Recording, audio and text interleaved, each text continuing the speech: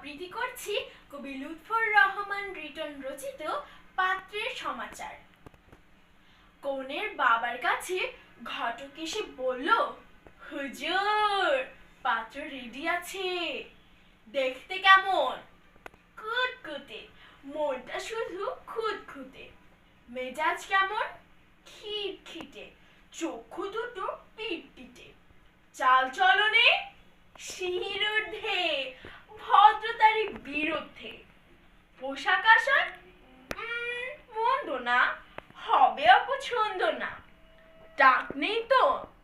না, তবে কি মাথায় নেড়া টাক হবে কি? গায়ের গঠন ইয়াস্সা মোটা, তাতেই ঘষে পানের বোটা।